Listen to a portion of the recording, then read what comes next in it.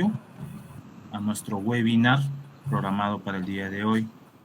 Quien les habla es el doctor Israel Lima Medina, director del Instituto de Investigación en Protección Vegetal de la Universidad Nacional del Altiplano de Puno. Estamos continuando con los webinars que hemos retomado ya en anterior oportunidad y en estos momentos tenemos el placer y el honor de tener la presencia del doctor Manuel Canto Sáenz. El doctor Manuel Canto Sáenz es profesor principal del Departamento de Fitopatología de la Universidad Nacional Agraria La Molina. Él también es ex decano de la Facultad de Agronomía y ex director de la Escuela de Posgrado de la Universidad Nacional Agraria La Molina. De la misma manera, él es fundador y expresidente de la Asociación Peruana de Facultades Agrarias. Él obtuvo su doctorado en nematología en la Universidad de Cornell en Estados Unidos. Su maestría lo realizó en fitopatología en la Universidad Agraria La Molina y él obtuvo el título de ingeniero agrónomo en la Universidad Nacional del Centro del Perú. Actualmente él es docente investigador RENACIT. Él cuenta con más de 119 publicaciones y varios premios y distinciones como miembro honorario de la Organización de Nematólogos de los Trópicos Americanos, ONTA. De la misma manera también él recibió el premio de presidente pasado también de la ONTA. Recibió premios de servicios distinguidos en ONTA y un diploma del gobierno del Perú por su contribución al desarrollo de la nematología peruana.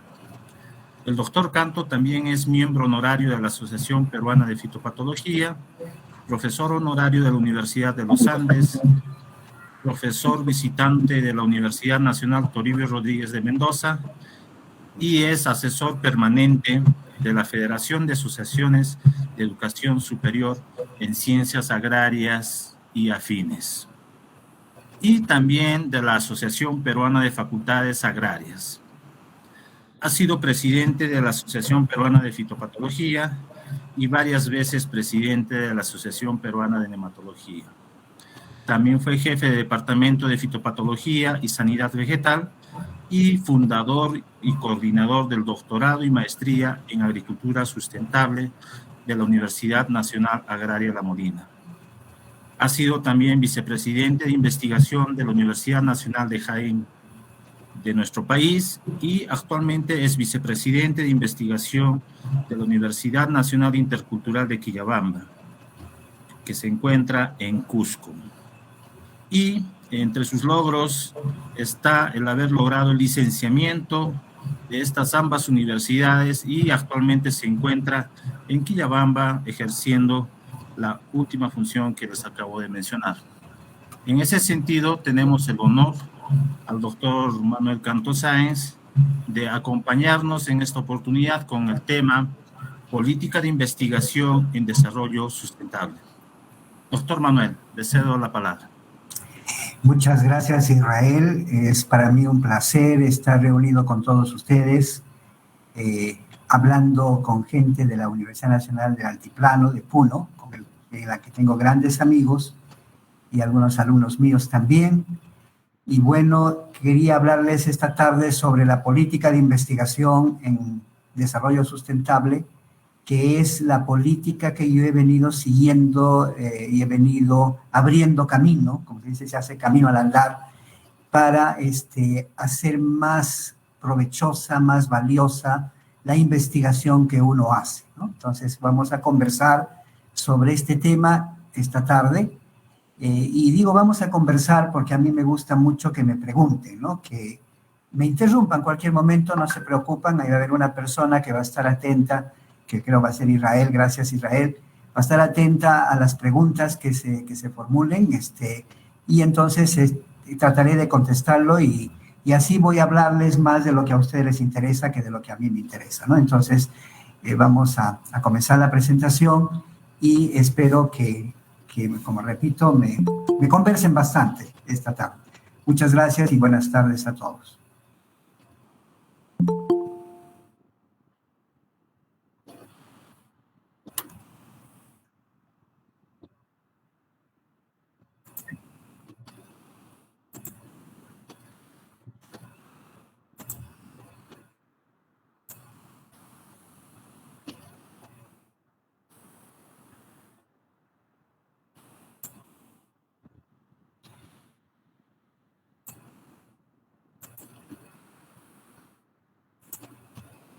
Ok, me avisas, Roger, por favor, si se ve bien. Perfecto. Ya, entonces vamos a hablar sobre la política de investigación en desarrollo sustentable, que también para mucha gente, sobre todo para los agrónomos, es un sinónimo de agricultura sustentable, ¿no? Esto porque ustedes saben que hay una definición de agro que involucra tierra. Entonces, el agro normalmente se dice que la palabra, inclusive agronomía, significa eso, y que comprende todo lo que habita y crece en la tierra, ¿no? Entonces, es un término muy amplio, que eso nos hace muy orgullosos a los agrónomos, en realidad, porque la agronomía abarca todas las especialidades que uno pueda imaginar, ¿no? Entonces, por ejemplo, si ustedes quieren especializarse en derecho, entonces, relacionado con la agricultura, pueden especializarse en derecho agrario, ¿no? Si les gusta ser médico, por ejemplo, entonces, pero de las plantas, ¿no? Pueden ser un fitopatólogo. Si ustedes quieren ser médico de los animales, pueden ser un veterinario. Y así, entonces, las ciencias agrarias son unas ciencias muy amplias y que abarcan prácticamente todo. Entonces, por eso es que mucha gente considera también un sinónimo, ¿no? De desarrollo sustentable, agricultura sustentable.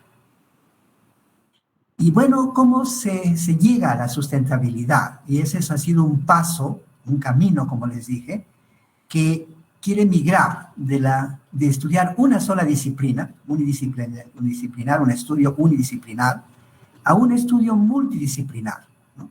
Entonces, hace 30 años, 35, 40 años más o menos, la mayor parte de trabajos de investigación eran sobre una especialidad, ¿no? Por ejemplo, en fitopatología. Se hacía un trabajo de investigación en fitopatología nada más, ¿no? Y encima recuerdo cómo van cambiando las cosas para que se imaginen ustedes, de que un trabajo que lo hacía una sola persona valía más, ¿no? Que un trabajo que lo hacían 5. Entonces yo recuerdo que en algunas universidades inclusive se decía, bueno, entonces un trabajo que lo hace una sola persona vale 100%, y un trabajo que lo han hecho 5 personas le corresponde 20% nada más a cada uno, ¿no? Entonces, y lógicamente que estaban muy errados, porque las personas no deben trabajar solas, ¿no? Sino siempre se trabaja en equipo, y vale mucho más todavía un trabajo que se hace en equipo, ¿no? Felizmente que esas leyes se cambiaron, y ahora más bien se le da más valor, pues, a los trabajos que tienen varios autores, ¿no? E inclusive hay países, hay organizaciones financiadoras de la investigación en que no aceptan un trabajo de un solo autor, ¿no? Normalmente dicen, bueno, esta persona no trabaja muy bien, digamos, y sobre todo que es una indicación, pues, de que no hace su trabajo multidisciplinario, ¿no? Como lo que queremos hacer. Entonces, por ejemplo, como ya lo dijo Israel, mi especialidad es la nematología, ¿no? Entonces, yo hice un trabajo, por ejemplo, que dice rotación de cultivos para el manejo del nemátodo quiste de la papa, ¿no? Entonces, como ustedes pueden ver, es un trabajo unidisciplinario, que solamente es de nematología, ¿no? Entonces, y lógicamente que aquí, ¿cuál es mi principal objetivo? Disminuir la población del nemátodo quiste de la papa, ¿no es cierto?, mediante la rotación de cultivos. Entonces, es un trabajo unidisciplinario, pero entonces yo me di cuenta, pues, de que uno tiene que incluir algunos ingredientes que hagan más valioso el trabajo, ¿no? Entonces, por ejemplo, y no solamente utilizar una modalidad de manejo del problema de la plaga o del problema fitopatológico, ¿no? Entonces, uno tiende ya a utilizar varios componentes de manejo para hacer un manejo integrado Entonces ya estamos agregando un poco más de especialidades al trabajo, ¿no? Entonces estamos agregando, por ejemplo, diferentes modalidades de manejo. Entonces ya lo estamos haciendo un poquito más multidisciplinario, ¿no?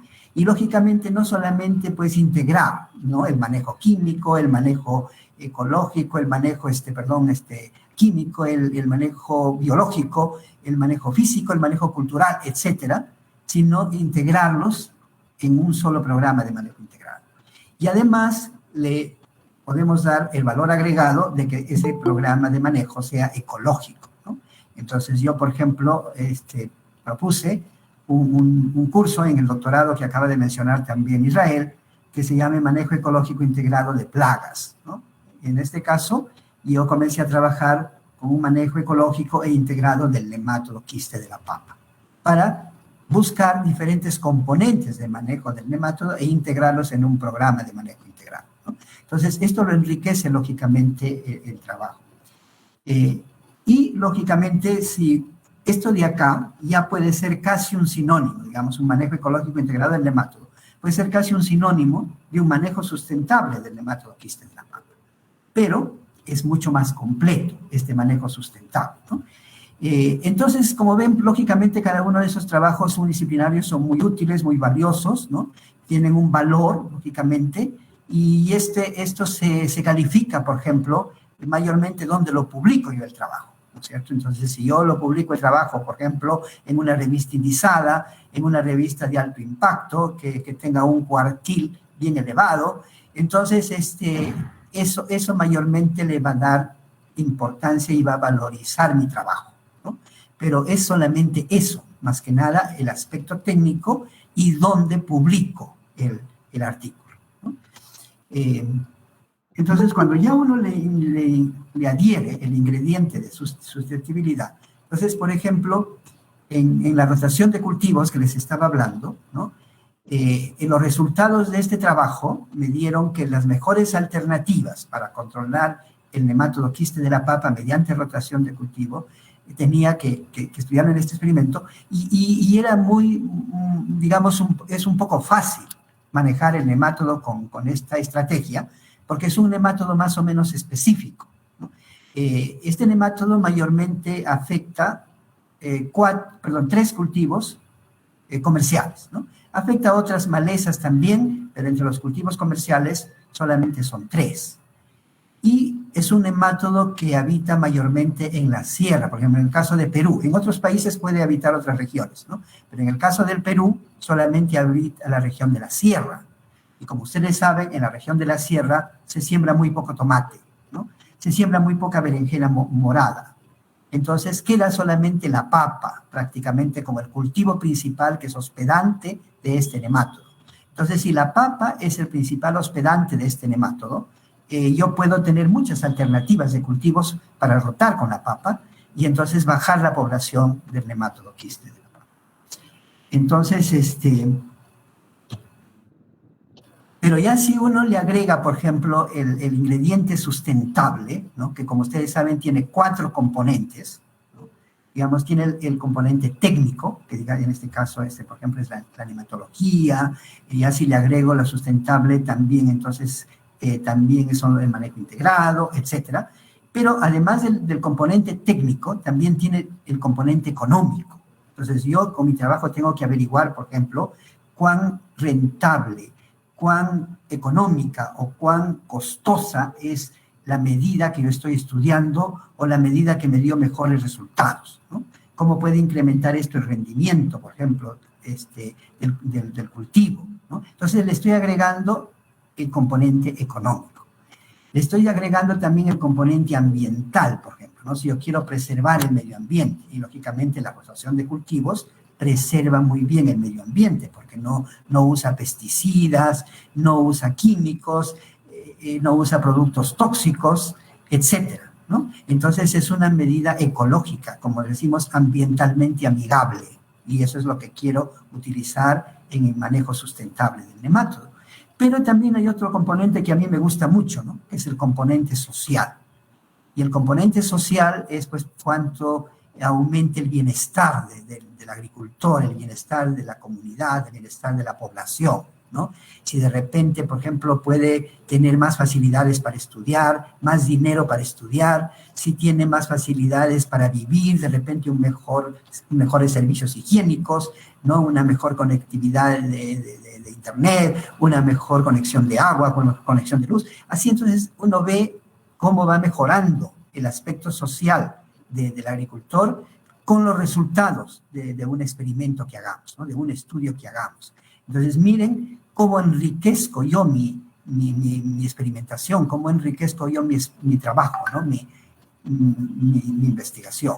Entonces, se hace mucho más completa que simplemente estudiar un solo componente de una sola especialidad y que no incluya el ingrediente de sustentable. Entonces, por ejemplo, en este experimento, entonces, yo utilicé 10 cultivos, ¿no? Y esta es una tablita que yo le llamo de los 1.000 millones de euros, y ahora que está tan caro el euro y el dólar, ¿no? Entonces, porque es una tablita muy útil para los agricultores, ¿no? De este experimento de rotación de cultivos, lógicamente yo utilicé 10 cultivos, y entonces en un experimento que me enseñó un profesor nematólogo holandés, que de repente Israel lo ha escuchado mentar, ¿no? El doctor Ostenbrink.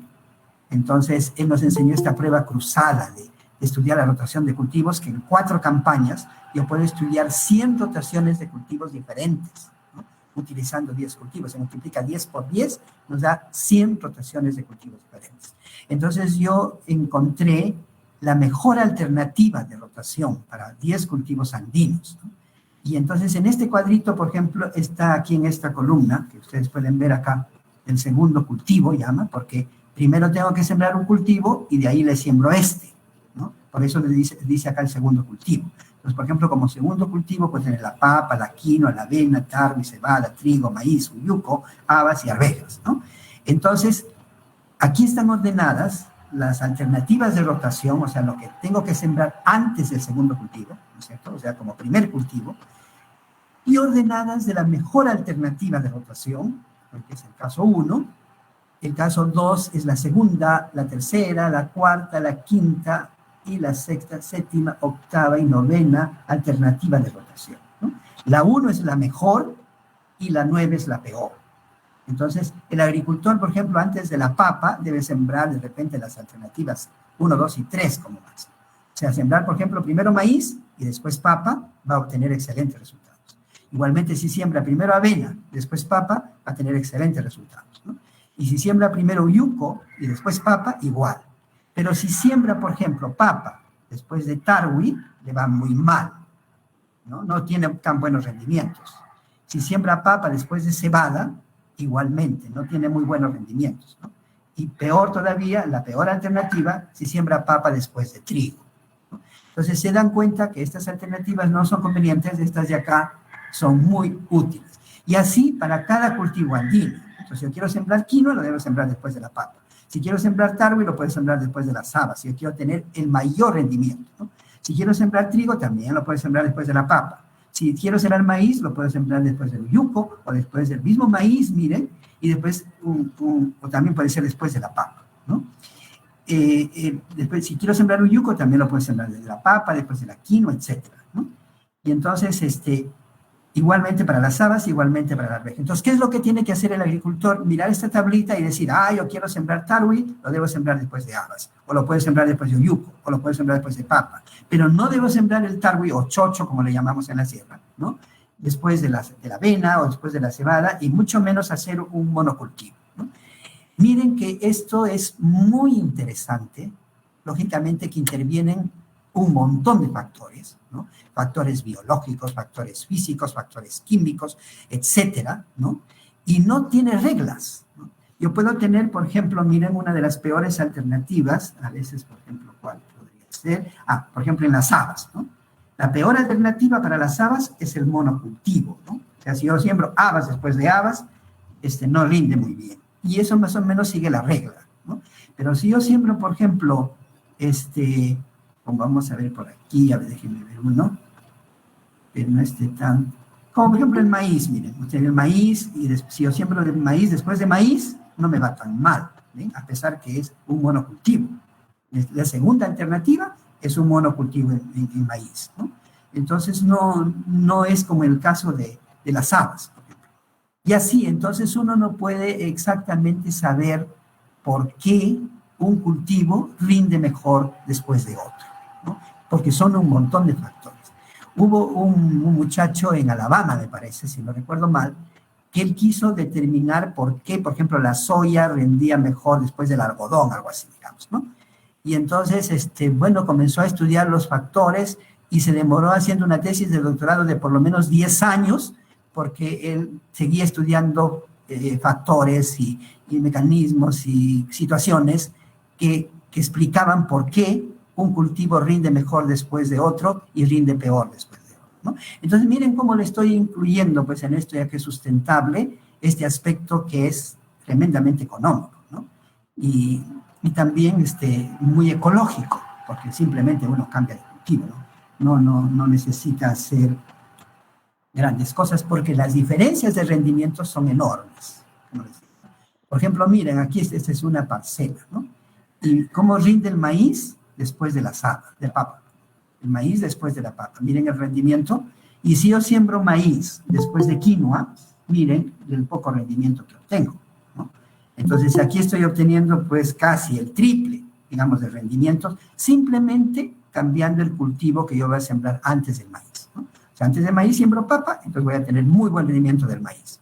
Pero si antes del maíz siembro quinoa, no voy a tener tan buen rendimiento de maíz, ¿no? Entonces uno está enriqueciendo. Igualmente aquí la quinoa. Este es el rendimiento de la quinoa cuando yo lo siembro después de la papa, ¿no? Y este es el rendimiento de la quinoa cuando yo lo siembro después del maíz, ¿no? Aquí hay una diferencia aproximadamente de 5 veces. O sea, el agricultor puede obtener 5 veces más rendimiento simplemente escogiendo el cultivo correcto que debe sembrar antes. Entonces, y esto, como ustedes saben, fue en una época, y creo que ahora está volviendo a ser un boom tremendo, porque estos dos cultivos, ¿no?, la quinoa y la papa, son cultivos de exportación, ¿no? Y son bastante caros. Si yo siembro, lógicamente, papa nativa, ¿no?, donde se hace hojuelas y un montón de cosas y se exporta, pero a un precio bastante alto, ¿no? Entonces, si yo uso un sistema de rotación de papa nativa, por ejemplo, con quinoa, y la quinoa también es un cultivo que alcanzó un precio tremendo de exportación, entonces voy a tener que el agricultor va a tener una utilidad, pero mucho mayor, ¿no?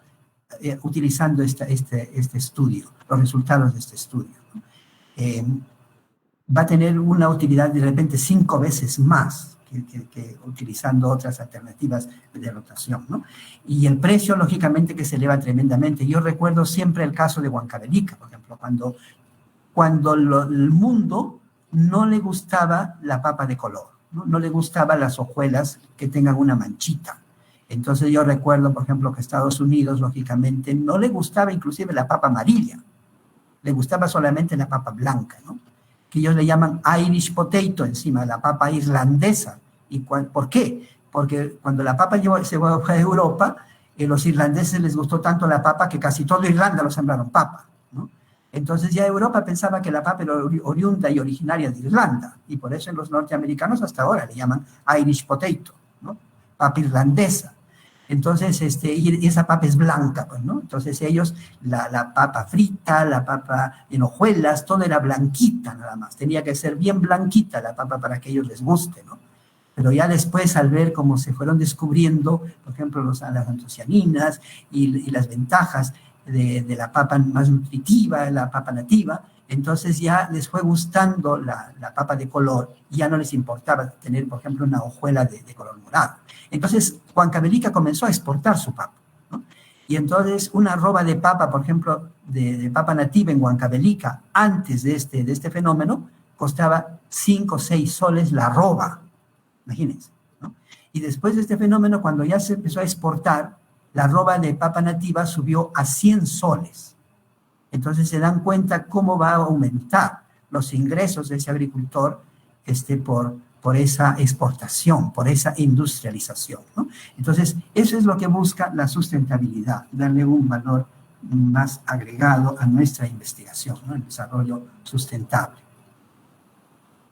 Entonces, miren, pues, nuestro trabajo ya va a tener también un impacto, no solamente de acuerdo a en qué revista lo publico, sino también va a tener un impacto económico, va a tener un impacto ambiental y va a tener un impacto social.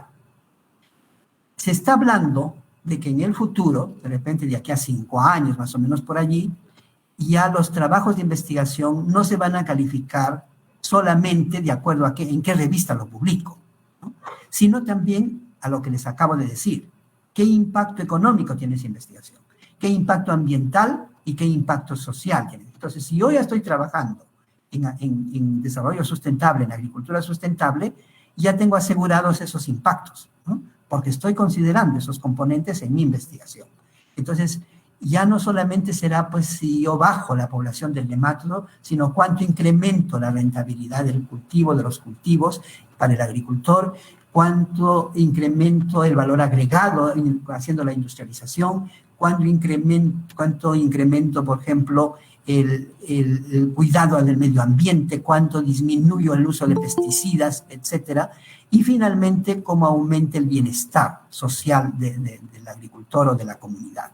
¿Se dan cuenta? Entonces ya voy a tener un impacto económico, ambiental y social, que es lo que me van a exigir para que mi trabajo de investigación tenga un mejor calificativo y lo consideren todavía mejor, ¿no? Entonces uno está asegurando esos impactos cuando uno trabaja en la sustentabilidad.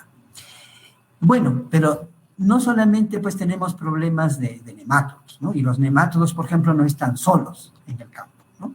Entonces, mucha gente ya comenzó a hacer un manejo, por ejemplo, sanitario, digamos, ¿no? Del cultivo, donde ya no solamente se incluían nemátodos, sino también hongos, bacterias, virus, insectos, etcétera, ¿no? Entonces, y vamos aumentando la sustentabilidad, ¿no? Vamos aumentando la multidisciplinariedad, por ejemplo, ¿no? Entonces, y no solamente uno hace manejo de plagas, pues entonces ya se comenzó a trabajar en manejo de los cultivos, como por ejemplo acá en nuestro caso, en nuestro ejemplo que estamos haciendo, ya se comenzó a trabajar en manejo del cultivo de la papa, ¿no? Entonces ya este es un poco más multidisciplinario, más complejo ya, porque aquí se hace el manejo sanitario, aquí se hace el manejo del agua, el manejo del suelo, etcétera, ¿no? Cuando uno hace ya el manejo del cultivo de la papa. Entonces, miren cómo vamos aumentando las disciplinas y haciéndole el trabajo más multidisciplinario. Pero cada cultivo, lógicamente que tampoco no desarrolla solo, no se cultiva solo, excepto en algunos casos de un monocultivo, pero aún así, ya por ejemplo, en la agricultura sustentable, en la agricultura ecológica, no se recomienda el monocultivo, ¿no? Y por lo menos se hacen, como por ejemplo en Chavimoche, corredores biológicos que más o menos aumenten la diversidad y sobre todo que favorezcan los controladores biológicos de las plagas, ¿no? Entonces, el cultivo no crece solo, crece en un agroecosistema. Entonces ya, si uno quiere ser más realista y ver todo lo que influye en el cultivo de la papa, uno comienza a trabajar en manejo del agroecosistema de la papa, ¿no? En todo lo que se relaciona en ese ecosistema con el cultivo de la papa. Y podemos seguir aumentando todavía haciendo pues no solamente un manejo del agroecosistema, sino un manejo sustentable de ese agroecosistema, ya con las ventajas que yo les he dicho, ¿no? Entonces, ya uno incluye mucho más cosas que no solamente ya incluyen otros cultivos, sino como al principio les dije, que el significado de agro, ¿no? Es todo lo que desarrolla, todo lo que crece en la tierra, ¿no? Entonces ya uno va haciéndolo mucho más compleja su investigación. Y bueno, entonces si ya uno considera todo lo que habita y todo lo que crece en la tierra, lógicamente no vamos a poder hacer nuestra investigación en toda la tierra, ¿no? Pero ya podemos incluir el ingrediente de territorio que queremos investigar. Y por lo general, ¿no? Se hace un estudio de desarrollo sustentable de una microcuenca, por ejemplo, o a veces inclusive de una cuenca, ¿no? Se dice desarrollo sustentable, por ejemplo, de la microcuenca del río Chuyapi, vamos a decir, ¿no? Entonces, que es un río de acá de Quiabamba, ¿no? Entonces, o también podríamos hacer, por ejemplo, un manejo sustentable de la cuenca del río Urubamba, que ya no es una microcuenca, ¿no? es una macrocuenca ya. Entonces, así vamos incluyendo el aspecto territorial, pero ya nuevamente cogiéndonos, digamos, colgándonos de ese concepto de que el agro involucra todo lo que habita y todo lo que crece en ese territorio, ¿no? Entonces eso, lógicamente, que enriquece mucho más nuestra investigación. Entonces, esta política, pues, de desarrollo sustentable ya no solamente lo aplicamos a un problema sanitario, como comenzamos a hablar del nematodo quiste de la papa, sino comenzamos ya a hablar de una región, y en esa región entonces vamos a hacer un estudio técnico, un estudio económico, un estudio ambiental y un estudio social, ¿no? Entonces, y nosotros, por ejemplo, en el caso de la Universidad de Quillabamba, que somos una universidad intercultural, entonces también incluimos ese componente que yo le llamo paraguas, ¿no? Pero entonces hasta ahora estábamos viendo que hemos incluido un paraguas en esta investigación, que es el paraguas del desarrollo sustentable, que es un paraguas, pues como ven ustedes, bastante amplio, bastante beneficioso, porque nos da unos resultados mucho más valiosos que una investigación solamente de una sola disciplina, que solamente incluya el aspecto técnico. Pero también hay otro componente muy importante que yo le llamo mi segundo paraguas para tratar de hacer la investigación, ¿no? Y eso es la responsabilidad social, ¿no? Que como ustedes saben, las personas que trabajamos en universidades, es una obligación de las universidades que su investigación, su enseñanza responda o termine con un objetivo de que tenga responsabilidad social. Y miren que yo muchas de estas cosas las he venido haciendo hace mucho tiempo, antes de que se llamara sustentable, antes que se llamara responsabilidad social, porque siempre trataba de ayudar a los beneficiarios, que mi investigación tenga unos beneficiarios directos e indirectos, inclusive puede ser, ¿no? Y que los resultados de esa investigación los favorezcan a ellos, ¿no? Entonces, cuando se dio la nueva ley universitaria, por ejemplo, se dijo que la responsabilidad social es obligatoria para una universidad, ¿no? Y entonces, cuando yo empecé a leer, por ejemplo, el artículo de la ley universitaria, me di con unas sorpresas muy agradables para mí, ¿no? Ese es el artículo 124, dice, y estoy subrayando con rojo de repente lo más importante, ¿no? Es una gestión ética y eficaz del impacto que tenga la universidad. Entonces, la universidad tiene que gestionar que la universidad tenga un impacto, que la universidad genere ese impacto en la sociedad, ¿no? Debido lógicamente a sus funciones académicas y sobre todo a lo que a nosotros nos interesa es la investigación, ¿no? Entonces, debe tener un impacto de su investigación, un impacto de los resultados de su investigación. Y lógicamente esos resultados debe transmitirlos, ¿no?, en los servicios de extensión, y también tiene que hacer que esos resultados sean beneficiosos para el desarrollo local, regional y nacional, ¿no? En sus diferentes niveles, en sus diferentes dimensiones, etcétera, ¿no? Pero miren aquí lo que es interesante también, ¿no? Que dice que, lógicamente, debemos tener mucho cuidado en el ambiente, ¿no? Y también que tenemos que trabajar y beneficiar a las partes interesadas, que lo que llamamos a veces grupos de interés del entorno de la universidad, ¿no? Entonces, miren cómo termina este artículo de la ley universitaria. Dice, la responsabilidad social universitaria es fundamento de la vida universitaria y contribuye al desarrollo sostenible o sustentable, porque para muchas personas de nosotros es sinónimo, ¿no? Sustentable y sostenible, si es que hacen lo mismo. Si yo hago lo que les he dicho hasta ahorita, le puedo llamar sostenible o sustentable. Lo importante no es cómo le llame, sino lo que yo haga, ¿no? Y también, esto es una de las cosas que más me gusta, cómo termina este artículo de la ley universitaria, dice que debe resultar, lógicamente, debe contribuir al bienestar de la sociedad. Entonces, miren, todo lo que ustedes están leyendo, yo lo considero casi un sinónimo de desarrollo sostenible o sustentable, ¿no?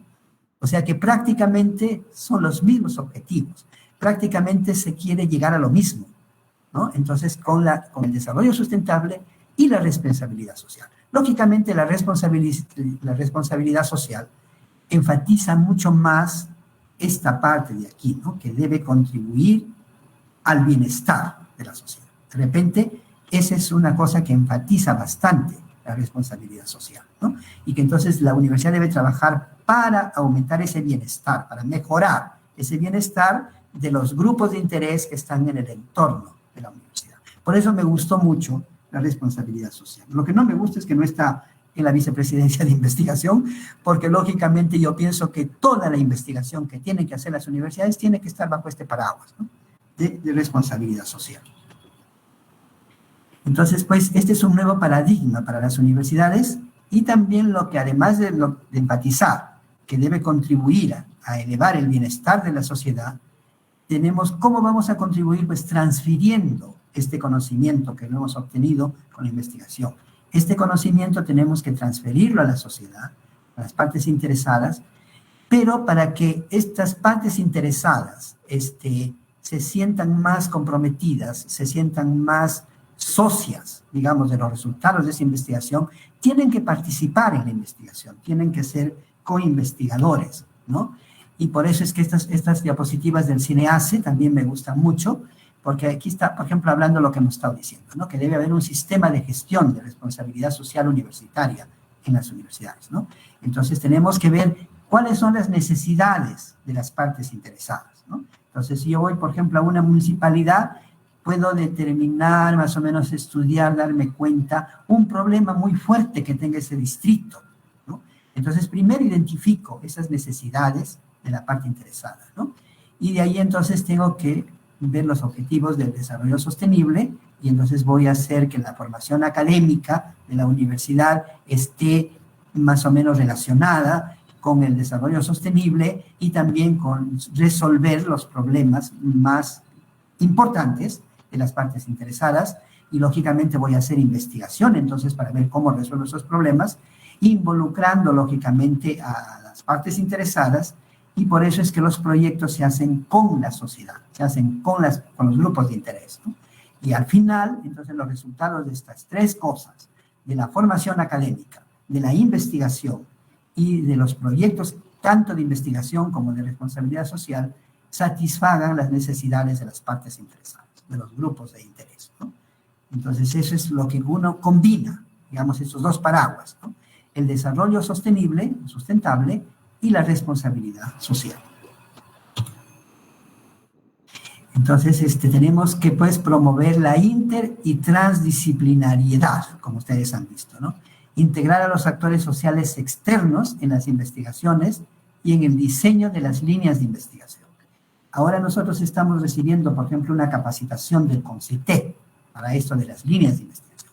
Porque las universidades a veces, pues, nos interesa solamente, digamos, las formaciones de los profesores y los profesores quieren hacer investigación en sus especialidades y entonces, mayormente lo hacen solamente considerando el aspecto técnico, ¿no? Y eso hemos visto que no estamos desperdiciando muchas cosas si solamente consideramos el aspecto técnico. Entonces tenemos que incluir a los actores sociales externos en las investigaciones y no solo en las investigaciones, sino también en el diseño de las líneas de investigación. Entonces, por ejemplo, en esta capacitación que estamos haciendo con CONCITEC, ellos le dicen a la universidad que tiene que formar un comité, ¿no? Por ejemplo, de categorización y priorización de las líneas, ¿no? Y en este comité tienen que estar representantes de los actores sociales externos. Tiene que haber un representante de CONCITEC también. Entonces, eso es lo que estamos haciendo ahora, ¿no? Y, lógicamente, también tenemos que darles mucha importancia a la difusión y transferencia de estos conocimientos que son socialmente útiles hacia los públicos menos favorecidos. Y tenemos que hacer una promoción de las investigaciones aplicadas a temas de desarrollo, como, por ejemplo, temas muy importantes a nivel global, que son los objetivos del milenio, el pacto global, de repente los objetivos estratégicos, por ejemplo, del Ministerio de Cultura, los objetivos estratégicos del Ministerio de Educación, los objetivos estratégicos del Ministerio de Agricultura, etcétera, porque se supone que esas normas están orientadas a resolver los problemas más urgentes, más importantes del país, inclusive, ¿no? Entonces, ven que como el entorno de la universidad ya no solamente es local, ya no solamente es regional, sino también es nacional, ¿no? Y a veces inclusive internacional. Bueno, entonces, tenemos que ver qué necesidades tienen los grupos de interés. Para eso hay que identificar primero los grupos de interés. Es otra cosa que está exigiendo el Ministerio de Educación a las universidades, que identifiquemos los grupos de interés que tenemos de la universidad, identificar las necesidades de esos grupos de interés, establecer líneas de trabajo, planificar investigaciones, servicios de extensión, y un monitoreo y ejecución de las actividades planificadas y finalmente el cierre del proyecto que termine en una satisfacción de los grupos de interés. Pues, por ejemplo, nosotros también estamos haciendo proyectos para trabajar con una comunidad originaria de la Amazonía, de la Convención, ¿no? Que es la comunidad de Tangoshari. Entonces, ahí estamos siguiendo más o menos estas etapas, ¿no? Estas fases para elaborar nuestros proyectos de investigación consensuados, conjuntamente priorizados, conjuntamente con la comunidad, con la participación de las autoridades de la comunidad, del jefe de la comunidad, de los habitantes de la comunidad, etcétera, etcétera, ¿no? Entonces, eso es lo que queremos hacer, dándole este paraguas de responsabilidad social. La ejecución de los proyectos debe permitir, pues, mejorar la calidad de vida, que generen desarrollo humano sostenible en aquellas líneas que han salido de los programas de involucramiento con las personas interesadas. Por eso lo hemos consensuado con ellos, hemos tenido reuniones con ellos y han visitado también un grupo de profesores esta comunidad para ver. Y bueno, por ejemplo, ya esta comunidad nos donó terrenos, ¿no? Nos donó algunas hectáreas para que podamos construir algunas facilidades ahí en la universidad y hacer todos esos proyectos junto con ellos, y otras cosas también en estas facilidades que ellos nos otorguen, ¿no? Bueno, la ejecución de los servicios de extensión también son muy importantes. ¿En qué servicios podemos brindar también? La universidad puede brindar a estas partes interesadas, inclusive dentro de su mismo territorio de los grupos de interés, ¿no? Viendo qué demandas tienen estas organizaciones locales, regionales y nacionales, y brindar un servicio, como por ejemplo, de repente en un distrito hay bastantes agricultores cacaoteros o cafetaleros, entonces pues debemos brindar servicios que ellos necesitan, como por ejemplo análisis de suelos, cosas así, para que, por ejemplo, venta de plantones, de material valioso, qué sé yo, para que ellos puedan tener unos mejores cultivos, tener mejores rendimientos, mejor calidad, etcétera, ¿no? Y eso también otorga el paraguas de agricultura sustentable. Bueno, otro paraguas que yo trato de incluir también en la investigación es lo que se llama la triple hélice, ¿cierto? Que es la colaboración, el trabajo conjunto entre tres instituciones, ¿no? Que son el Estado, la universidad y la empresa, ¿no? El Estado debe ser un garante de las reglas de la sociedad y sus reglamentaciones, lógicamente, y este Estado es el gobierno prácticamente, que puede ser un gobierno local, un gobierno regional o un gobierno nacional. Y a veces inclusive pueden estar los tres, ¿no? Local, regional y nacional. Entonces, involucrar, porque lógicamente el Estado, el gobierno, es responsable de esto, ¿no? Entonces, nosotros, por ejemplo, también hemos estado tratando de contactar, tratando de relacionarnos con el gobierno regional del Cusco, ¿no? A veces con el gobierno nacional también, por ejemplo. Entonces, siempre es bueno utilizar estos niveles de gobierno, ya sea el local, el regional o el nacional. Entonces, por ejemplo, nosotros también tenemos pensado trabajar con otras comunidades, como por ejemplo, ya les dije, una comunidad de la Amazonía, pero también vamos a trabajar con una comunidad andina, por ejemplo, como es Vilcabamba, ¿no? Y ahí también la comunidad nos va a donar terrenos. Entonces, por ejemplo, y ahí de repente podemos trabajar con mis queridos amigos de la Universidad Nacional del Altiplano, ¿no?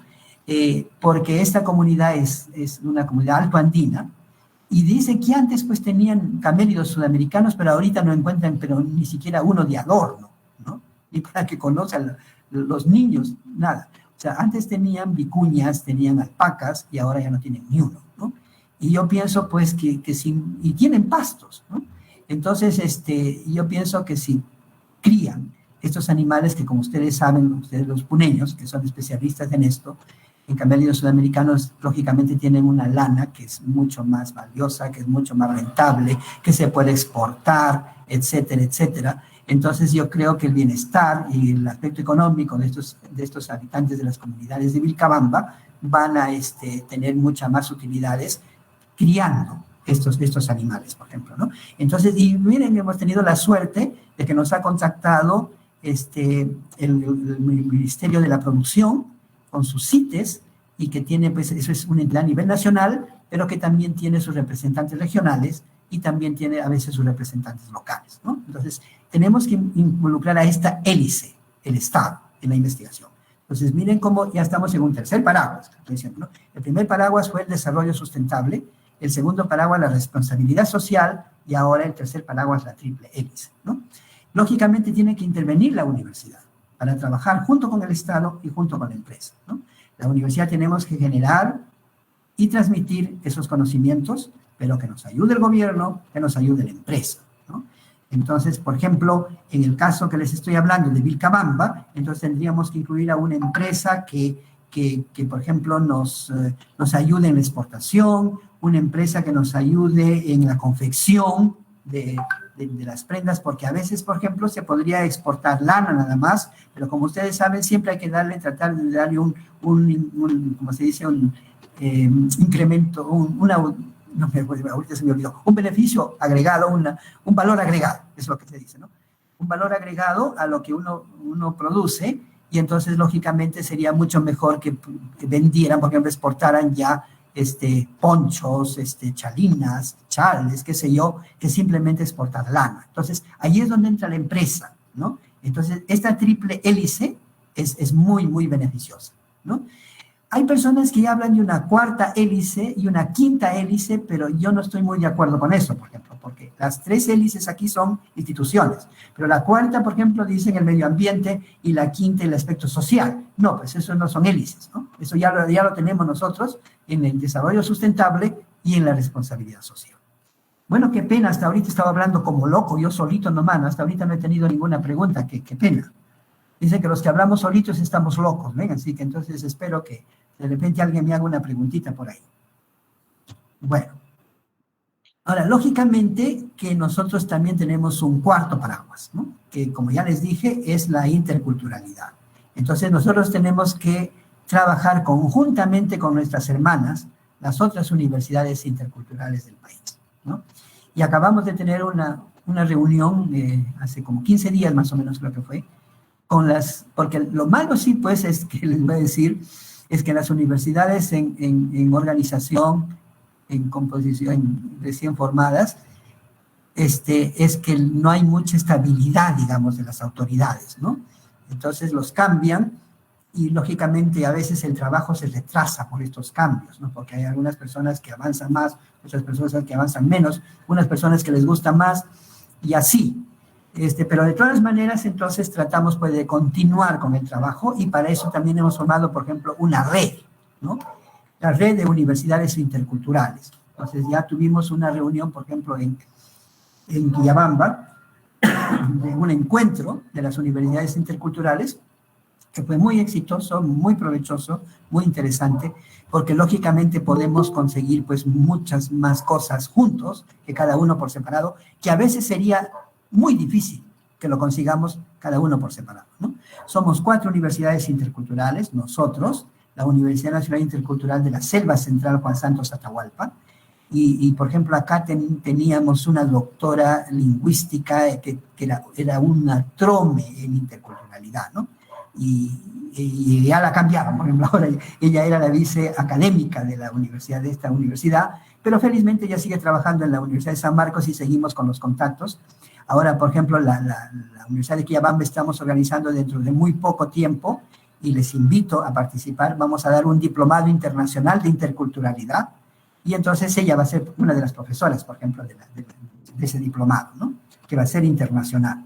La otra universidad intercultural es la Universidad Nacional de la Amazonía, Intercultural de la Amazonía, que fue la primera universidad intercultural del país. Esta es una universidad ya bastante antigua, creo que tiene más de 20 años de funcionamiento, pero hasta ahora, por ejemplo, no se institucionaliza, ¿no? Ya se licenció, pero no se institucionaliza todavía. Y la Universidad Nacional Intercultural Fabiola Salazar Leguía de Bagua, es nuestra cuarta universidad hermana. Entonces, por ejemplo, este diplomado también lo vamos a tratar de compartir. Tenemos profesores de la Universidad Intercultural de la Amazonía, tenemos queremos incluir por lo menos también algunos profesores de la Universidad de Bagua, y como les dije ya, por lo menos esta profesora que antes era vicepresidenta académica de la Universidad de Santos Atahualpa, ¿no?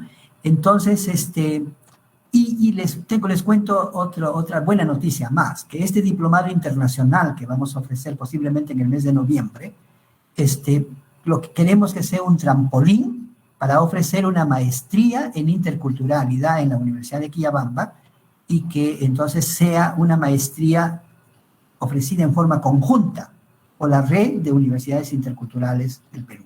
O sea, que sea válida en las 4 universidades interculturales, por ejemplo. Entonces, ese es otro paraguas que lógicamente nos conviene y que nos va a ser muy útil para nuestras universidades, ¿no? Por ejemplo, entonces un proyecto que yo sugerí en este encuentro de universidades, en que estas 4 universidades deberíamos tener un parque tecnológico amazónico, ¿no?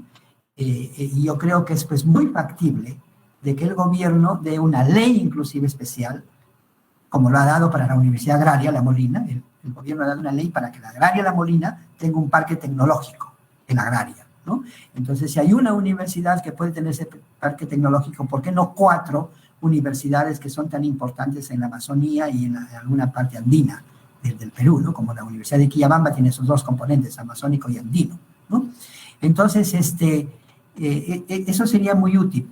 Y lógicamente que además de eso, pues, por ejemplo, tenemos otras ventajas tremendas, como sería muy difícil, por ejemplo, para la Universidad Nacional Intercultural de Quillabamba tener una revista, indizada, ¿no? ¿Por qué?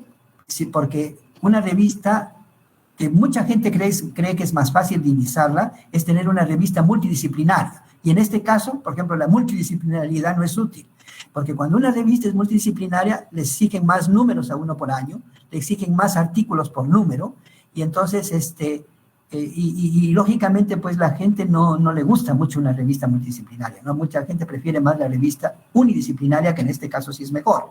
Pero, por ejemplo, si la Universidad de Quillabamba va a hacer una revista unidisciplinaria ¿cómo se llama? En ingeniería civil, ¿no? Si se dan cuenta cuántos trabajos de ingeniería civil tendríamos que producir para tener, y además tener colaboración con otras universidades para poder publicar una revista especializada en ingeniería civil, ¿no? Entonces, por eso es que como las 4 universidades, por lo menos creo que tenemos esa especialidad de ingeniería civil, entonces podemos hacer una sola revista que sea institucional de las 4 universidades interculturales, ¿no? Entonces, ya ahí es mucho más fácil porque podemos conseguir de las 4 universidades, podemos recopilar los artículos de las 4 universidades y poder publicar una revista indizada mucho más rápido, ¿no? Que sea útil para nuestros profesores. Y bueno, y lógicamente también estamos tratando de trabajar con otras instituciones nacionales, por ejemplo, con universidades nacionales también, como por ejemplo la Universidad Nacional de San Marcos, que tiene un centro de excelencia, pero muy, muy bueno, y ya les interesó como 4 proyectos nuestros que vamos a hacer con la comunidad de Tangoxiari, ¿no? Y también internacionales, como por ejemplo la Universidad de Freiburg de Alemania, ¿no? Y otras universidades internacionales que lógicamente nos van a ayudar en todos estos aspectos de la investigación. Bueno, entonces, por ejemplo, nosotros tenemos estas líneas institucionales en la UNIC, que como ustedes ven, tienen mucho de ingrediente sustentable, ¿no? De ingrediente de interculturalidad, de ingrediente del ambiente, ¿no? Del ingrediente de lo social, que miren, ¿no? Sustentabilidad, sostenible, turismo, desarrollo, biodiversidad, que tiene mucho que ver con el ambiente, y algunos cultivos, lógicamente, que son muy importantes para nosotros, como el café, el cacao, la coca, ¿no? Y también, pero sustentable, de especies acuícolas, por ejemplo, que son tan buenas, tan deliciosas en la Amazonía, y que tienen también una aceptación tremenda a nivel mundial, como por ejemplo el paiche, el dorado, nuestro famoso paco de Quillabamba, que es un pescado muy similar a la piraña, ¿no? Y ustedes saben que en Estados Unidos, por ejemplo, se mueren por la piraña. Inclusive, no sé si ustedes recuerdan que capturaron a un chef que estaba llevando pirañas ya muertas de Perú, porque son tan apetecibles, tan caras, tan populares en Estados Unidos, que son carísimas, ¿no? Y nuestro paco de Quillabamba, por ejemplo, es muy similar a la piraña, ¿no? Tiene un sabor exquisito este Paco, ¿no? Y tenemos pues muchas otras fortalezas también, como por ejemplo tener el mejor cacao del mundo, que es nuestro querido cacao chuncho, y lo mismo en el café, ¿no? Que por ejemplo se ha ganado muchos concursos, los primeros puestos inclusive de concursos internacionales, tanto de cacao como de café, de los cacaoteros y cafetaleros de la convención, ¿no? Bueno, ahora les voy a explicar algunos proyectos de investigación que pensamos hacer en la Universidad de la UNIC y que incluyan estos 4 paraguas, ¿no? Entonces, miren, por ejemplo, esto, la denominación de origen y el manejo sustentable del cacao chuncho para la convención. ¿Cuáles son los principales problemas, por ejemplo, que hemos identificado aquí, ¿no? Que la convención, la Amazonía de la convención, es el centro de origen del cacao. Es el centro de origen del cacao chuncho. Y entonces, sin embargo, no tiene la denominación de origen. Y eso no debe ser. Porque así como, por ejemplo, y el Cusco ya tiene varias denominaciones de origen de un material muy valioso que tiene el Cusco, como por ejemplo el maíz urubamba. Cusco ya tiene la denominación de origen del maíz urubamba, ¿no? Inclusive Cusco tiene la denominación de origen de un café, por ejemplo, del café Machu Picchu, ¿no? Y entonces esto va a ayudar tremendamente, por ejemplo, a los cacaoteros de la convención, ¿no? Tener esa denominación de origen del cacao chuncho, ¿no? Y también necesitamos mejorar mucho el cultivo, ¿no es cierto? El cacao chuncho es de la mejor calidad del mundo, pero todavía no se ha estudiado mucho, todavía se pueden encontrar, pues, niveles más altos de calidad todavía que los que se conocen ahora, ¿no?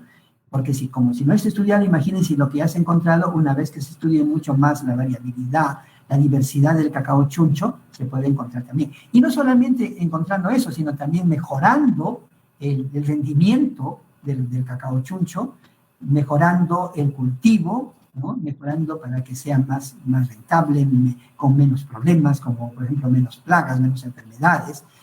Por ejemplo, Fanny está estudiando un proyecto muy interesante del manejo de una enfermedad muy importante en el cacao, ¿no? Entonces, pero necesitamos pues hacer este trabajo con todos esos paraguas, ¿no? De un manejo sustentable, de un manejo de responsabilidad social. Entonces, por ejemplo, en esta comunidad de Tangoshari también esperamos hacer plantones de cacao chuncho para que se puedan implementar muchas más hectáreas, porque ese es otro gran problema que tenemos con este cultivo, ¿no? Que tenemos poco cultivo, pocas hectáreas que se cultivan con esto, y la demanda es tremenda, ¿no? La demanda a nivel mundial.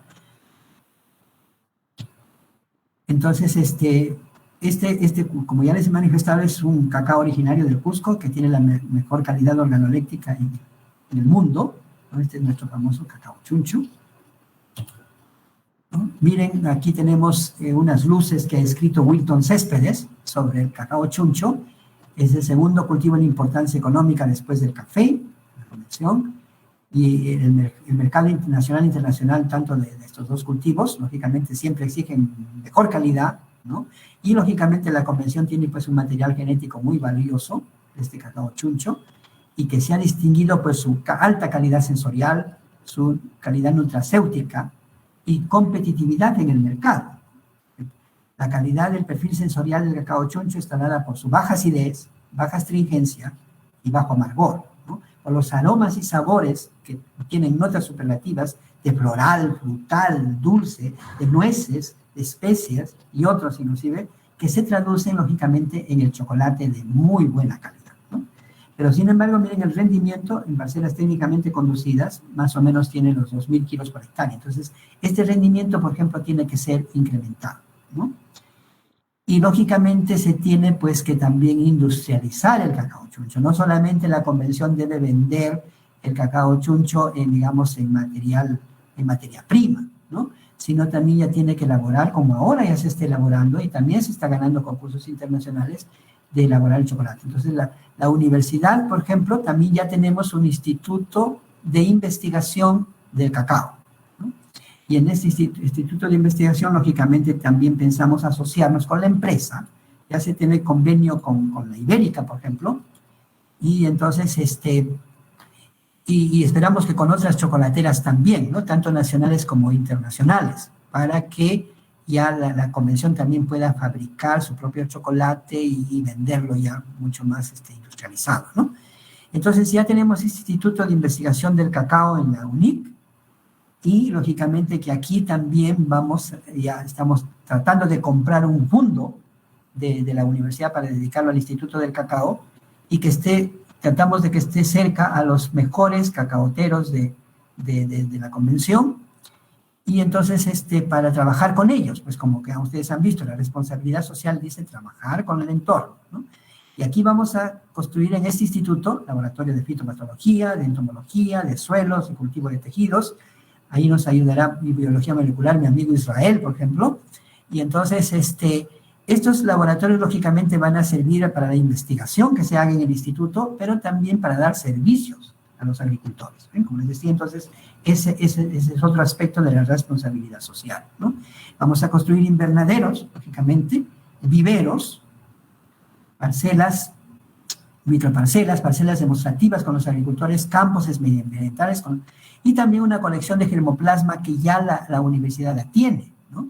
Esto desde que se comenzó a coleccionar, desde que la UNIC era filial de la Universidad del Cusco, de la UNSAC, y lógicamente por un convenio también que tuvo con el INIA, que el INIA le concedió en cesión de uso una estación que tenía aquí en la convención, en Sahuayaco, y entonces ya la universidad tiene una colección de germoplasma que la ha obtenido mayormente el ingeniero Wilton Céspedes, ¿no? Entonces este germoplasma también debe estar pues en este instituto, y como ustedes saben el interés mundial, nacional y local que tiene el cacao chuncho, pensamos que cuando este instituto ya esté completamente activo, vamos a tener un interés tremendo y vamos a tener muchos visitantes, por ejemplo, de internacionales inclusive. Entonces queremos pues construir un albergue también en el instituto que pueda recibir a estos investigadores, estudiantes de otras universidades, estudiantes del extranjero, del Perú, etcétera, etcétera, ¿no?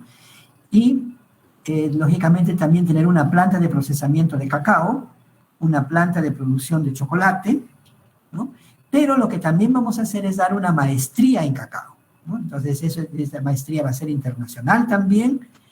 Acabamos de firmar un convenio por las gestiones de FANI principalmente, con la empresa Lutheran World y con la empresa Moca, y para mí ha sido pues una sorpresa muy agradable saber que ellos también están muy interesados en este aspecto de la capacitación de posgrado, ¿no? Entonces ya yo les he hablado a ellos y esperamos también que ellos nos ayuden mucho a establecer esta maestría de cacao que, como repito, pensamos hacerla internacional, ¿no?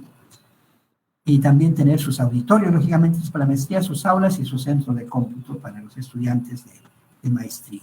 El albergue también puede funcionar, por ejemplo, para los estudiantes para los investigadores del mismo instituto y para los estudiantes de la maestría, ¿no? Y bueno, después en el futuro espero que esta maestría también se convierta en un doctorado en cacao, que como ustedes saben hasta ahorita no hay pues a nivel nacional, ¿no?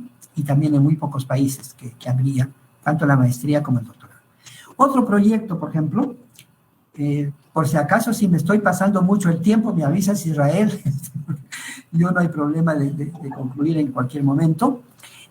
Otro proyecto que tenemos es la sustentabilidad de los cítricos en la convención, ¿no? La convención produce mucho cítrico y muy buenos cítricos. No se imaginan el sabor que tiene la lima en la convención, que en Lima, en la capital del Perú le llamamos limón real, pero en Quillabamba se llama lima, ¿no? Que es diferente de la lima norteña, por ejemplo, que venden en Chiclayo, en Piura, ¿no? Y yo no sé por qué, miren, por ejemplo, en Chiclayo ustedes van a cualquier restaurante y encuentran un jugo de lima inmediatamente, ¿no? Y además es baratísimo, porque una lima de esas chiquititas que en Chiclayo da para una jarra de jugo de lima, ¿no? Entonces, imagínense lo barato que es, ¿no? Pero entonces, la convención pues tiene mucha producción de cítricos, ¿no? Imagínense tanto y el precio, otro problema tremendo que tiene, es que el precio está bajísimo, ¿no? A veces nos venden 7 naranjas por un sol, a veces nos vienen 5 mandarinas por un sol, ¿no? Y tiene otra naranja que me parece que se llama caracara, que tiene una pulpa roja, que es exquisita. Bueno, le venden 4 naranjas por un sol. a veces hasta 3 naranjas por un sol, pero aún así, imagínense, 3 naranjas por un sol todavía sigue baratísimo, ¿no? Entonces tiene muchos problemas este cultivo, los cultivos de los cítricos en la convención, ¿no? Ven que estamos viendo, miren, los problemas del entorno, ¿no? Que es un componente de la responsabilidad social. Entonces tiene el problema de la mosca de la fruta, que aquí lógicamente no se puede, por ejemplo, utilizar las moscas estériles, no se puede erradicar la fruta. No se puede utilizar las moscas estériles porque tiene muchas especies de mosca de la fruta. Y ustedes saben que esa esterilización con machos estériles es pues, específica, ¿no? O sea, solamente funciona para una especie. Pero además tampoco se puede erradicar la mosca de la fruta porque aquí no estamos pues igual que en Tacna, ¿no? Aquí es completamente abierto. Entonces en la Amazonía eso no se puede hacer. Entonces hay que utilizar otras estrategias de control. Entonces hay una producción que inclusive tienen bastante caída de frutos al suelo y como está tan barato, muchos agricultores ni siquiera lo recogen del suelo. El fruto se pudre en el suelo, la mosca continúa reproduciéndose en esos frutos caídos al suelo, ¿no? Y por último, entonces, por esta culpa de la mosca de la fruta... Doctor Pato, sí, adelante. Hay una mano levantada de la ingeniera Rosario Bravo. No sé si quiere opinar algo. Adelante, Charito, te escucho.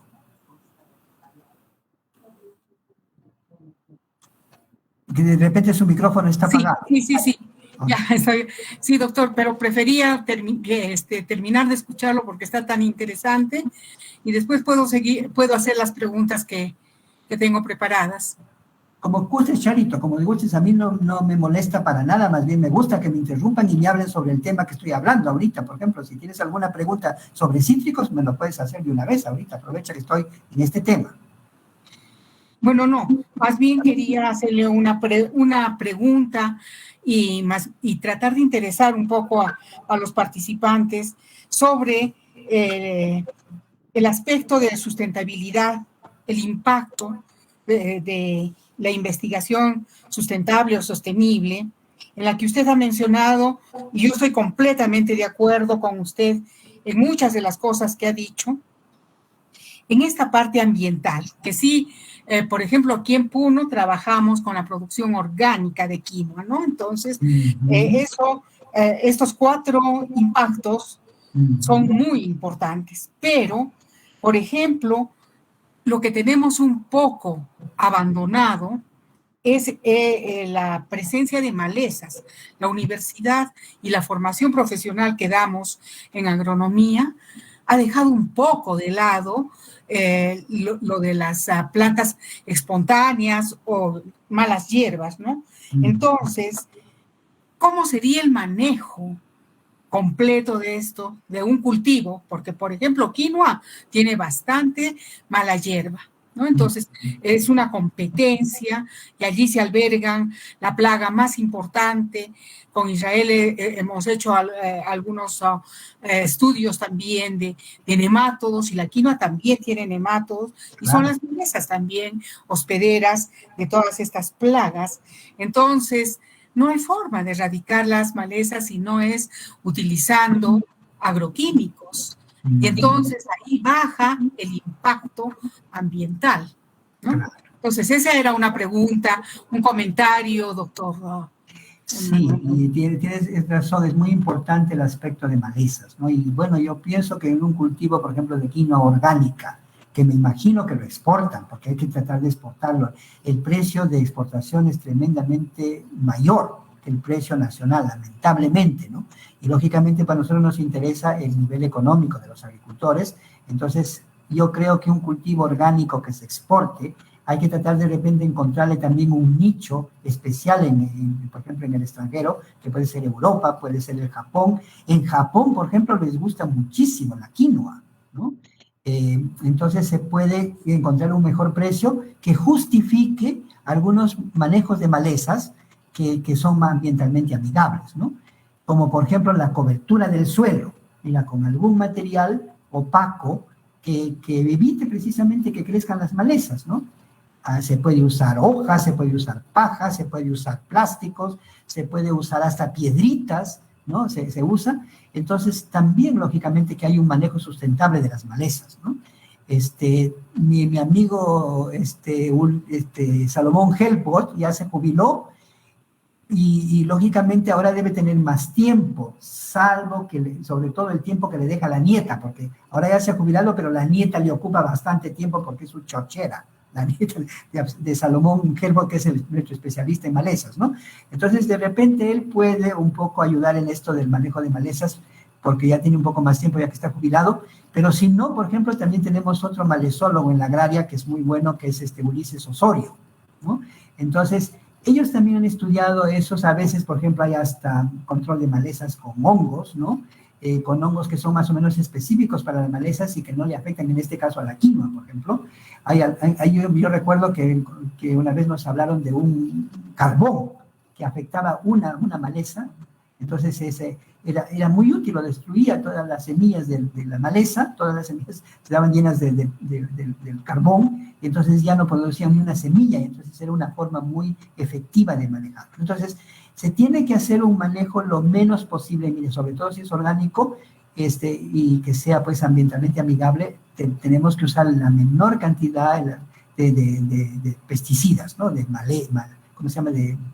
Herbicidas, ¿no?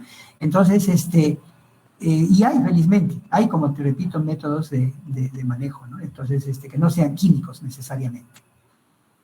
Y eso es muy importante, pero como tú dices, ¿no? Y los felicito yo que inclusive ya hayan ido al aspecto orgánico, ¿no? Que le da un valor agregado también tremendo al cultivo. Bueno, entonces estábamos hablando de este problemita de los cítricos. Miren, entonces además que es difícil controlar la mosca de la fruta, les ocasiona otro problema tremendo, que ya no lo pueden comercializar, entonces, por culpa de la mosca de la fruta. Esas naranjas no pueden salir de la convención. No se pueden ir al Cusco, no se pueden ir a Arequipa, no se pueden ir a Lima, a ningún sitio, y al extranjero peor, ¿no? Porque no puede salir la producción de cítricos de la provincia, por culpa de la mosca de la fruta, ¿no? Entonces, y además, ya les dije, el bajo precio que tiene. Entonces, con todos estos problemas, nosotros tenemos que hacer un manejo sustentable de los cítricos, pero tenemos que ir pues a la industrialización. Miren, porque si yo no puedo sacar las naranjas, no puedo sacar las mandarinas, no puedo sacar las limas, ¿no? Pero sí puedo sacar el jugo de naranja, puedo sacar el jugo de la mandarina y puedo sacar el jugo de lima. Ustedes saben que en WOM, por ejemplo, de Lima, 1 litro de jugo de mandarina está 10 o a veces hasta más de 10 soles 1 litro de jugo de mandarina. Miren, y también la mandarina da bastante jugo. Entonces, yo puedo sacar mi jugo de mandarina, mi jugo de naranja, mi jugo de lima de la provincia y lo puedo exportar inclusive a Europa, a Japón, a Estados Unidos, a donde sea, ¿no? Entonces ahí también tiene que entrar la empresa privada, ¿eh? Tiene que entrar la empresa privada. Tenemos que el distrito, por ejemplo, de Charati, es uno de los principales productores de cítricos, lo mismo que Youno en la convención. Entonces ahí tenemos municipalidades que están dispuestas a trabajar con nosotros. Tenemos las empresas. Hay unas empresas, por ejemplo, que extraen pectina de la cáscara de naranja. Y la pectina es bastante utilizada, de bastante demanda a nivel mundial, y no se abastece la producción de pectina en el mundo, ¿no? Entonces, ahí entra nuestra 3 hélices, ¿ven? Y así, entonces, en cada uno de estos proyectos he tratado de incluir los 4 paraguas. Entonces, tenemos que industrializar pues esto para que sea más rentable y pueda salir la producción y ya los agricultores no pierdan, miren la cantidad de frutos podridos que a veces tienen que recoger, porque si no ya el problema de la mosca es inmanejable, ¿no? Tienen que recogerlo y enterrarlo, porque ya no sirven para nada, ¿no? Bueno, otro proyecto, por ejemplo, que tenemos el ecoturismo sostenible en el distrito de Santa Teresa, ¿no? Este distrito es muy interesante en la convención, ¿no? Y yo desde que lo conocí me gustó mucho y me dio mucha pena todos los problemas que tiene Santa Teresa, ¿no? Entonces, y encontré muchas respuestas de parte de la Municipalidad de Santa Teresa, ¿no? Ellos están muy interesados en colaborar, muy interesados en trabajar juntos y en investigar problemas que son importantes pues, en la provincia. Tienen un problema, miren, bueno, primero diré que tienen una gran ventaja, que están cerquísima de Machu Picchu, ¿no? Entonces, por ejemplo, cuando hay algún problema de la ruta más común, digamos, para ir del Cusco a Machu Picchu, que es a través de Ollantaytambo y esos sitios, ¿no? Entonces la gente agarra y opta por venir por acá, por Santa Teresa, ¿no? Y miren cómo era tan interesante que antes había un tren entre Santa Teresa y Quillabamba. Y lamentablemente ese tren desapareció, después desaparecieron hasta las rieles del tren y ahora ya no hay nada de tren, ¿no? Ahora solamente hay un tren que va de Santa Teresa, perdón, de Hidro, que está muy cerquita de Santa Teresa, a Machu Picchu, ¿no? Pero tiene pocos horarios, tiene pocos vagones, y a veces, como tiene muy pocos vagones y un solo horario, entonces ya no se encuentra sitio en el tren, en el vagón, y entonces miren que la gente comienza a regresar a pie. Mucha gente regresa a pie de Machu Picchu hasta Hidro. Y es una larga caminata, o sea, no es tan corto el trecho y además es peligroso, porque miren, el espacio no es muy grande, si viene un tren un poco rápido podría ocasionar accidentes, ¿no? Entonces tienen ese problema de la conexión de Hidro hasta Machu Picchu y el regreso también de Machu Picchu, ¿no? Entonces, y antes, como les digo, tenía un tren y ahora ya no hay ese tren, y la carretera es simplemente afirmada y angosta, ¿no? Entonces yo no sé cómo el Estado, por ejemplo, puede descuidar tanto esos atractivos turísticos que tiene el Perú y dar prioridad a estos sitios, imagínense, ¿no? Entonces, por ejemplo, ¿qué es lo que queremos hacer en la universidad? Que la universidad compre vagones de tren y establezca un servicio entre Hidro y Machu Picchu que sea eficiente y que tenga más horarios y que tenga pues ida y regreso a diferentes horas, y entonces podría tener también eso un impacto lógicamente en nuestra capacitación de nuestros alumnos de ecoturismo, pero también para la misma población, ¿no? Entonces eso es lo que queremos hacer. Yo les dije que había un tren de Quillabamba a Hidro, ¿no? Perdón, de Quillabamba a Santa Teresa, había un tren. Y ese tren desapareció. ¿Y por qué desapareció? Y también en esa ruta, miren, tiene unos baños preciosos, ¿no? Que se llaman los baños de Colcamayo, donde el agua no está tan calientota ni tan fría, tiene un sabor y una temperatura ideal, ¿no? Es tibiecita. O sea, cualquier hora de que ustedes se metan a esta agua de los baños de Colcamayo, no está caliente ni está fría, está tibia, ¿no? Entonces, esa es una cosa muy interesante porque en otros sitios, por ejemplo, el agua en las aguas termales está bien caliente, como en los baños del Inca, en Cajamarca, ¿no? Y para poder usar las aguas termales de los baños del Inca hay que mezclarlo con agua fría, lo que aquí no, ¿no? Acá ya está a una temperatura ideal. Pero, ¿qué pasa? Esto está a las orillas del río Salcantay, si no me equivoco, si no que me corrijan, a ver, de repente me estoy equivocando, y a veces hay unos aluviones, unos desprendimientos de un nevado que es precioso, que es el Nevado Salcantay del Cusco, y que se ve de nuestra querida Quillabamba, que al menos en mi departamento de Quillabamba salgo a mi balcón y veo el Salcantay, imagínense. En una ciudad cálida, ver un nevado al fondo es tremendamente refrescante, ¿no? Eso es una belleza, pero lamentablemente pues no se monitorea y hay avalanchas del Salcantay que, bueno, vamos a explicar después, pero que borraron el tren. Miren esos tremendos problemas, ¿no? Destruyeron el tren y lo borran también a los baños. El río, vienen los huaicos, las avalanchas, y desaparece todo lo que están viendo ustedes aquí abajo, ¿no? Los baños del Colcamayo. Entonces es un problema que se produjo hace como 10 años, como 15 años creo, pero también ha vuelto, felizmente no con tanta gravedad, pero se repitió hace año y medio, más o menos 2 años, se repitió ese aluvio. Entonces miren, esos son los problemas tremendos que uno encuentra en el entorno, ¿no? de la universidad. Entonces, por ejemplo, miren ustedes, acá tenemos Santa Teresa, ¿no? Aquí está Hidro, ¿no? Y que de acá de Hidro, entonces hasta Aguascalientes, ahí es donde queda Machu Picchu, ¿no? Pero también Santa Teresa está más o menos cerca a Choque Jirao. Imagínense que está acá abajo, ¿ven? Esto de acá es Choque Jirao, que es otra maravilla, y que ahora estaban hablando inclusive que hasta el tiempo que están hablando, pero parece que ahora quieren darle más importancia a construir un teleférico para llegar a Choque Jirao, ¿no? Y lógicamente ya les he hablado bastante de Machu Picchu. Entonces, y solamente necesita pues que se haga una carretera, que se mejore un trecho, porque dicen que ir por la parte de Abancay hasta Choque Jirao a veces demora hasta 3 días, porque a veces hay que ir a caballo, y hay partes que hay que dormir, Entonces, demora un montón en llegar de Abancay hasta Chatoca-Quirao. Pero por aquí, por Santa Teresa, se llegaría mucho más rápido y más corto, ¿no? Entonces, miren todo este potencial que tiene Santa Teresa, ¿no? Y si se mejorarían sus vías de comunicación, si se mejoraría su transporte, ¿no? Pero además de todo lo que se ha dicho, también Santa Teresa tiene cultivos muy interesantes, como por ejemplo el café.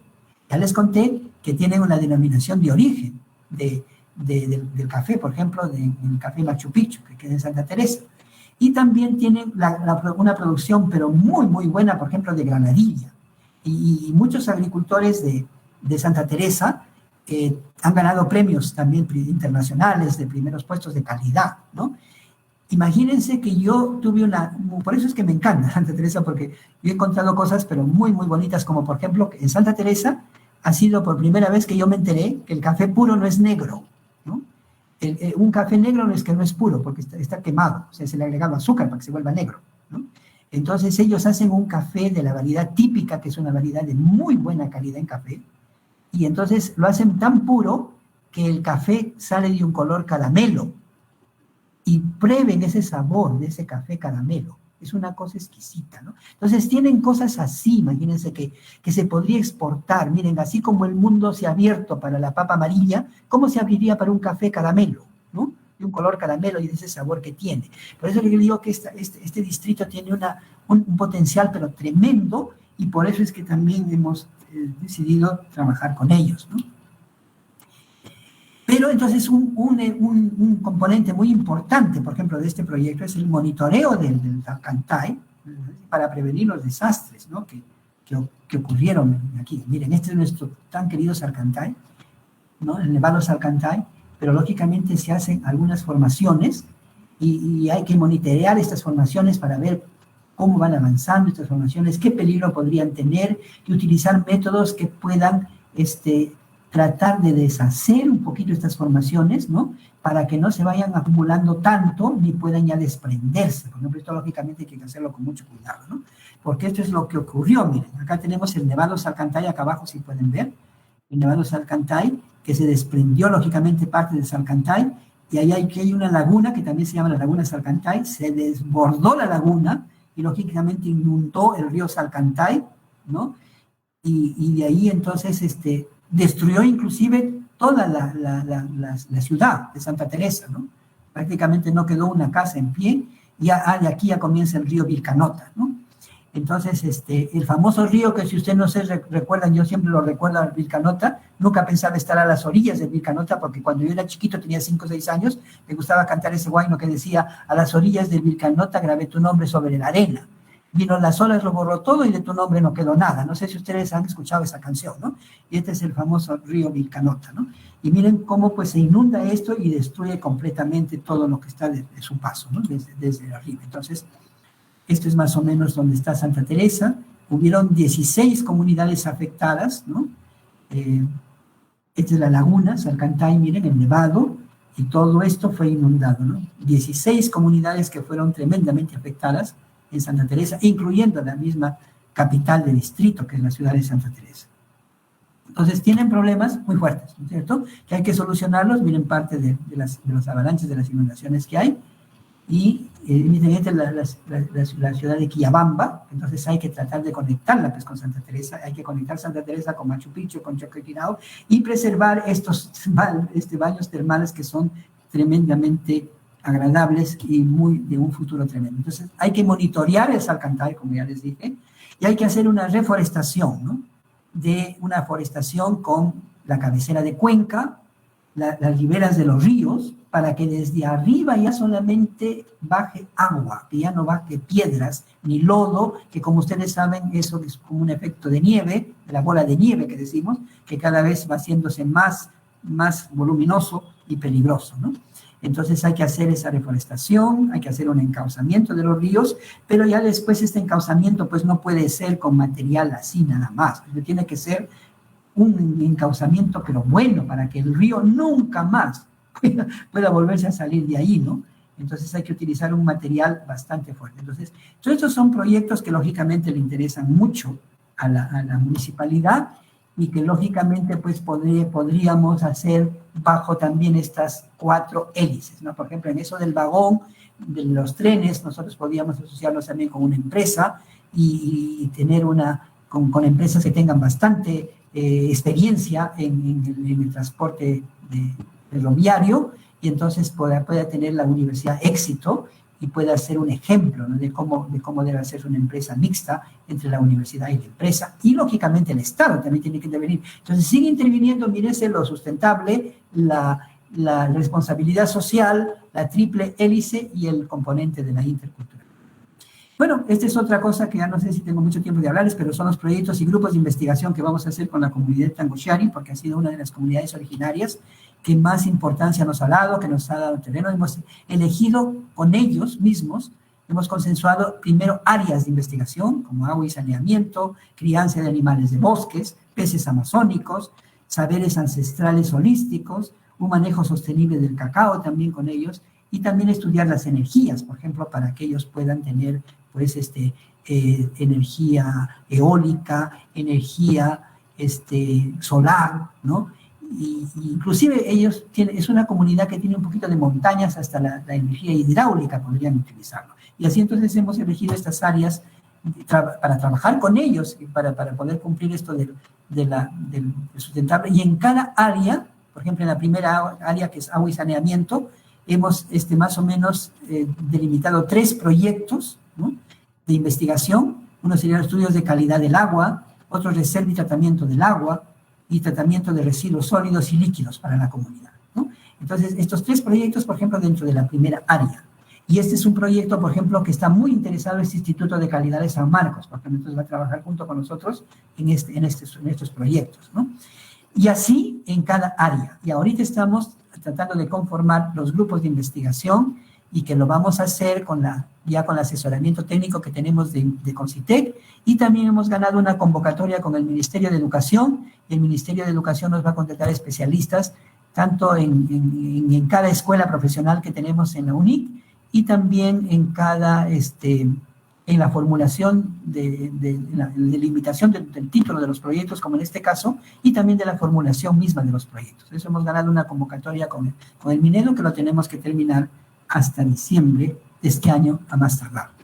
Bueno, eso es todo. Muchas gracias por su atención y muchas gracias por la invitación también, que me olvidé de decirlo al principio, mi estimado Israel. Muchísimas gracias, doctor Manuel.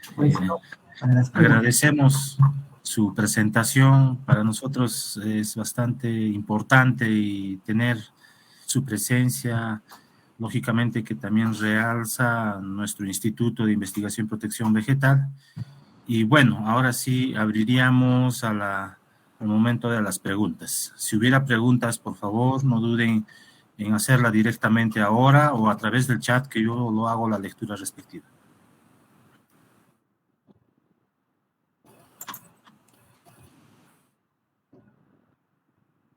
Muy bien, adelante. ¿Quién se anima? Mi amiga Charito decía que tenía varias preguntas. A ver, otras preguntas que podría hacerlas si gusta. Sí, doctor. Más bien es una curiosidad. Usted había mencionado que son 4 universidades interculturales, que me parece muy interesante la denominación, y también seguramente las líneas de trabajo. Y mencionó que la de la Amazonía no está institucionalizada, pero sí está licenciada. ¿Cómo podemos entender entonces eso, doctor? Bueno, mira, es que durante muchos años pues no han cumplido con muchas de las condiciones básicas de calidad que exige la SUNEDO, ¿no? Entonces, y no han tenido muchas carreras o escuelas profesionales, en esa época se llamaban carreras, no tienen muchos profesores tampoco. Entonces todavía no tienen suficiente gente como para completar sus órganos de gobierno. Y por eso es que, bueno, y pasó un montón de tiempo, de años que no estuvo licenciada. Inclusive, mira, no se licenciaron en la primera tentativa, como decimos, en el primer intento. SUNEDO les negó el licenciamiento y lógicamente les dio el famoso plazo que tienen, ¿no es cierto?, para adecuarse. Y después de ese plazo volvieron a intentar, y ahí recién se licenció. O sea, tiene como 20 años de funcionamiento, pero recién tiene como 4 años, debe ser de licenciada. O de repente menos, me parece que inclusive se han licenciado después de nosotros, si no me equivoco, ¿no? Entonces deben tener como año y medio, algo así, 2 años de licenciada. Y, lógicamente, como te repito, para ya que tengan sus órganos de gobierno, no tienen todavía la cantidad suficiente de profesores. Por eso no se han institucionalizado todavía. Ah, bueno, muchas gracias.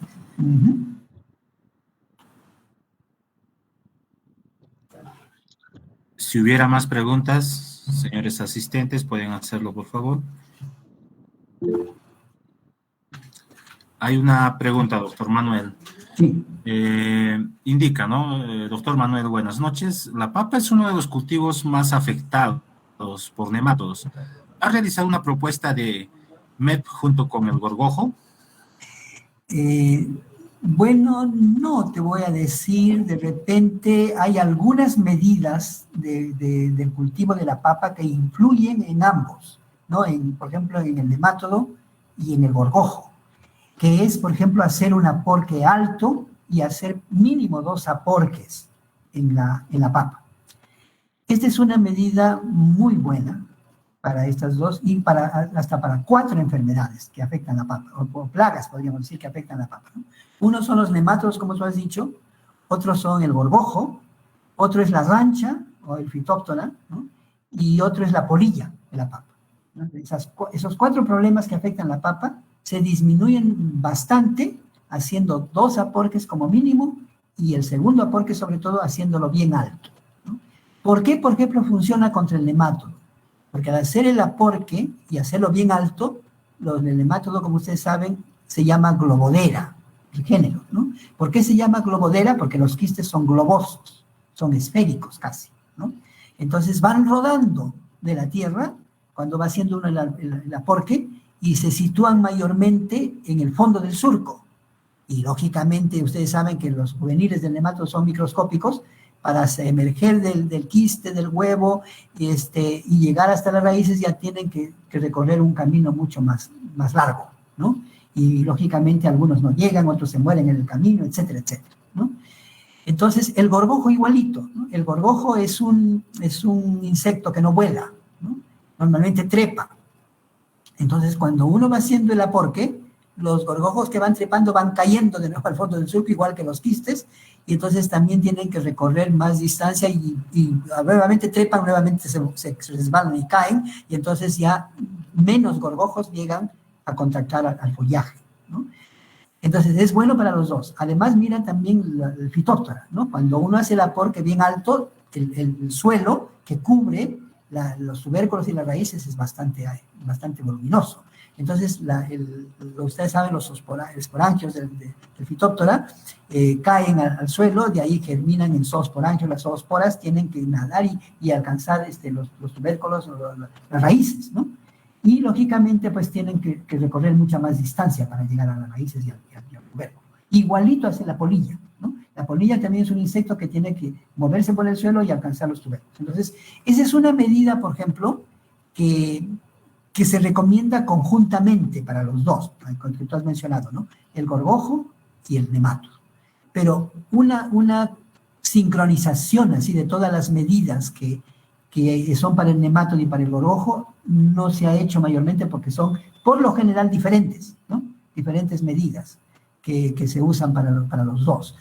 En el caso de rotación de cultivos, por ejemplo, lógicamente que también tiene una influencia para los dos, porque lógicamente dentro de estos cultivos que ustedes han visto, hay cultivos que no son hospedantes del gorgojo, y toditos los que yo les he mostrado, excepto la papa, no son hospedantes de globodera, del nemátodo. Entonces, también es una medida que se puede hacer en forma conjunta.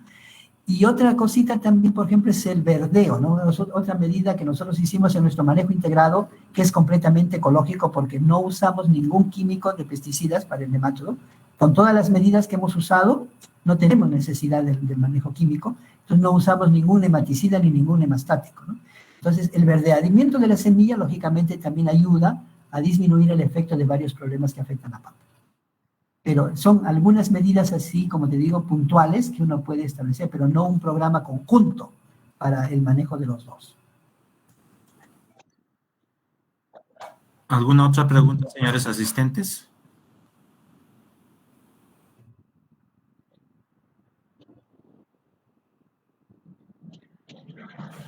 Ya están cansaditos ya.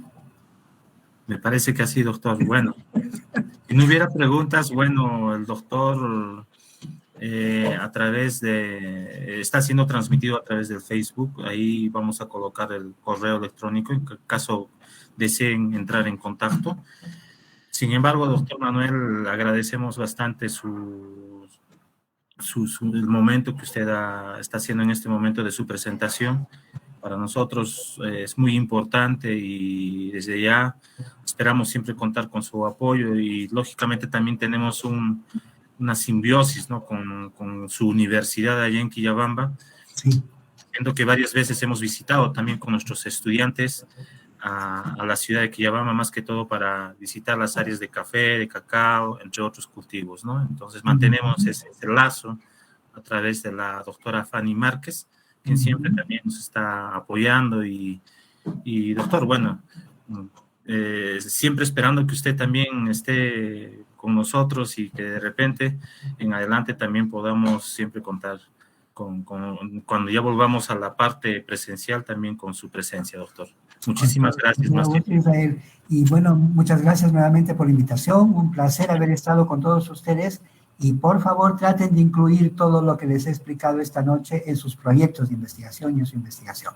Les va a ser muy útil para todos ustedes y para el país también. Buenas noches, cuídense mucho. Muchísimas gracias, doctor. Buenas noches. Muchas gracias, doctor. Un gusto escuchar. Buenas noches, doctor Muchas Manuel. gracias, doctor. Buenas noches. Buenas noches a cada uno de ustedes. Buenas noches con todos. Tacito. Nos vemos.